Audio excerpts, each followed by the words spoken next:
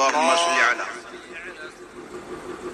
سیدنا و مولانا محمد معدن الجود والکرم وآلہ واصحابہ وبارک وسلم صلاۃ و سلام علیک یا رسول اللہ صلی اللہ تعالی علیہ وسلم۔ ہم سب حضور تاج الشریعہ کے غلام ہیں، ہے کہ نہیں؟ کتنے لوگ ہیں؟ ہم حضور قائد ملت کے چاہنے والے ہیں، ان کے غلام ہیں، ہم سب ہیں نا؟ اب حضور تاج الشریعہ کی غلامی کسے کہا جاتا ہے؟ یعنی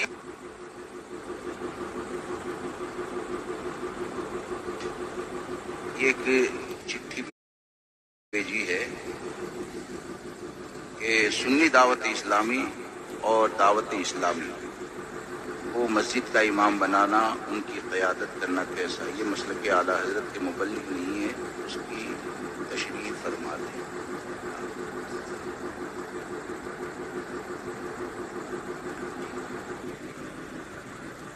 پہلے یہ دو چیزیں آپ کے سامنے عرض کر دیں کہ آج کے وقت میں بہت سے لوگ یہ کہتے ہیں اور لوگوں کو دھوکہ دیتے ہیں، یعنی تاج الشریعہ کے خلاف تو کچھ بول نہیں پائیں گے، تو اب لوگوں کو دھوکہ دینے کے لیے کیا کہتے ہیں؟ حضور تاج الشریعہ نے جو ویڈیو کو حرام کہا نا، وہ بولے کہ حضور تاج الشریعہ کا احتیاط ہے۔ سنی دعوت اسلامی کا بائیکاٹ کیا تو بولے کہ یہ حضور تاج الشریعہ کا احتیاط ہے۔ آپ مجھے بتائیں کہ احتیاط جو ہوتا ہے نا، آدمی خود کرتا ہے، دوسروں کو حکم نہیں دیتا ہے۔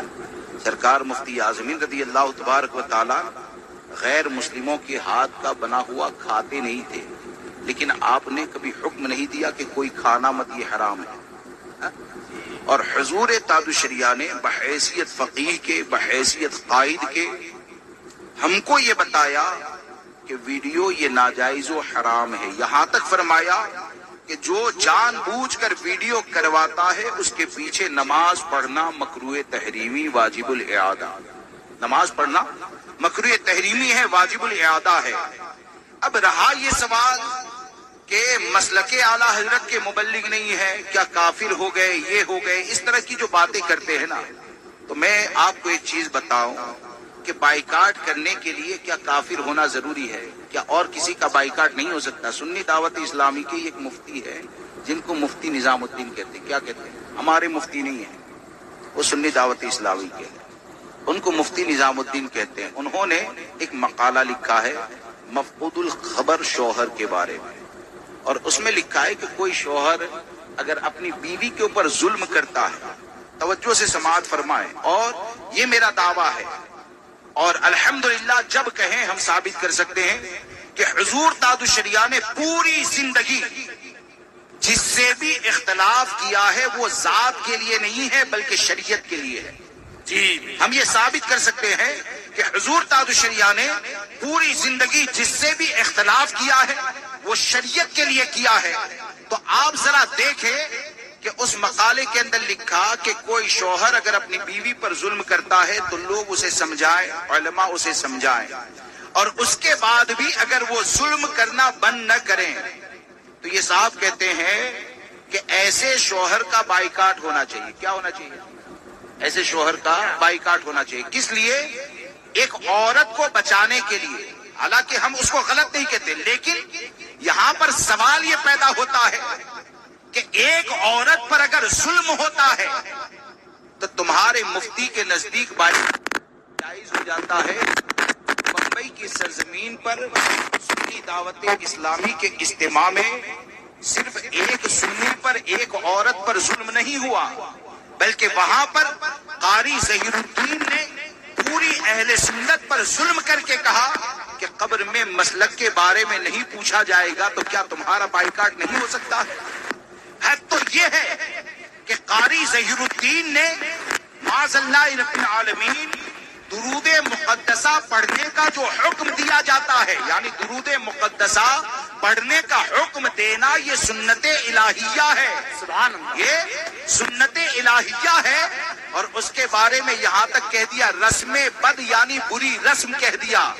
آپ اپنے دل کے اوپر ہاتھ رکھ کر بتائیں کہ جو درود شریف پڑھنے کا حکم دیا جانے کو بری رسم کہتا ہے تو کیا وہ اہل سنت و جماعت میں اختلاف کرنے والا نہیں ہے؟ کیا ایسے لوگوں سے جو جڑ کر رہے کیا اس کا بائیکاٹ نہیں ہونا چاہیے؟ اور پھر یہ کہ علماء کونسل جو بنائی گئی تو وقتی ضرورت ہی نہیں بلکہ اس کے بعد بھی ان کے ساتھ کھانا پینا، ان کے ساتھ کھانے کی تصویروں کا عام ہو جانا اور یہ کہنا کہ یہ تو بہت بڑے مولانا ہے. ہم یہ کہتے ہیں وہ کتنے بھی ہے کہ ہمارے نبی نے جب یہ اتنا کافی ہے کہ ہمارے نبی نے جب یہ فرما دیا من وقر صاحب بدعہ فقد آن علی ہدم الاسلام، کہ جو کسی بد مذہب کی تعظیم کرتا ہے وہ دین کو برباد کرنے میں مدد کرتا ہے. تو آپ مجھے بتائیں دعوت کھلانا تعظیم کرنا ہے کہ نہیں؟ کرسی دینا تعظیم کرنا ہے کہ نہیں؟ تو کیا کسی کو اگر مفسر قرآن کہا جائے، یعنی یہ لوگ قاری ظہیر الدین کو کہتے ہیں، تو کیا اس کے جرم کو معاف کر دیا جائے گا؟ کیا ایسے لوگوں کا بائیکاٹ بھی کیا جائے گا؟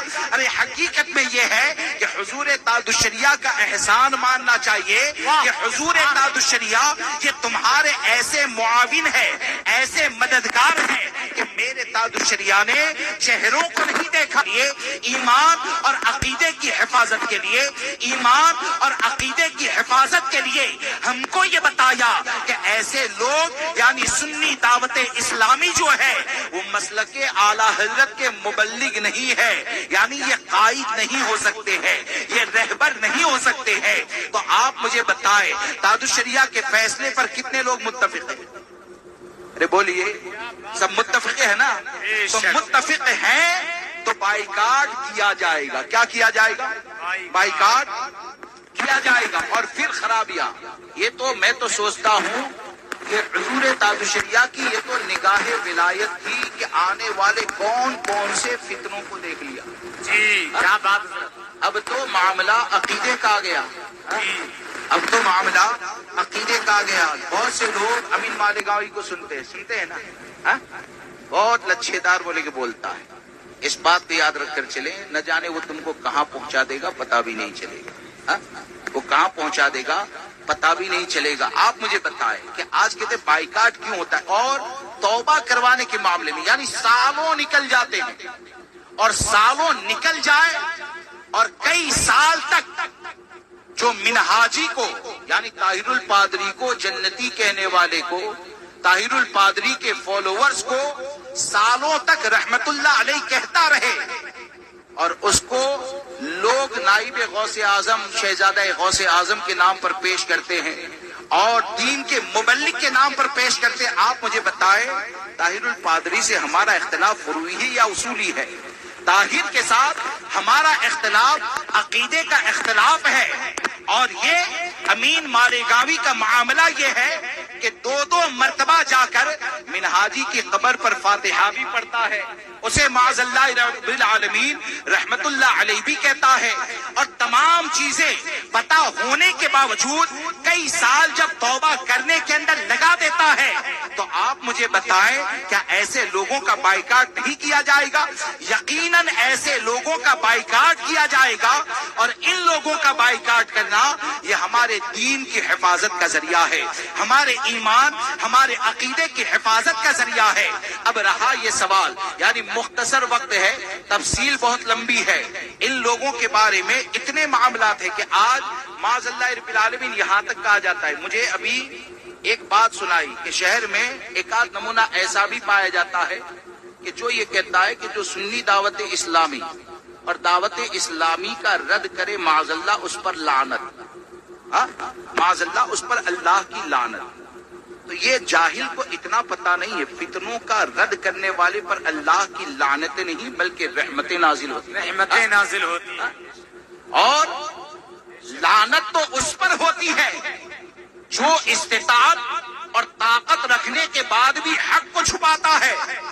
اور یہ ہم نہیں کہتے، یہ آقا کریم صلی اللہ تعالی علیہ وسلم نے فرمایا کہ جب فتنے ظاہر ہو اور گمراہیاں پھیلنے لگے اور ایسے وقت میں عالم اپنے علم کو چھپاتا ہے، فعلیہ لعنت اللہ والملائکۃ والناس اجمعین، تو ایسے عالم پر یعنی استطاعت اور طاقت ہونے کے بعد بھی اگر حق کو چھپاتا ہے تو ایسے عالم پر اللہ کی لعنت، فرشتوں کی لعنت، تمام لوگوں کی لعنت۔ لا يقبل اللہ صرفا ولا عدلا، اللہ تبارک و تعالی ایسے کے فرائض اور نوافل کو قبول نہیں کرتا ہے۔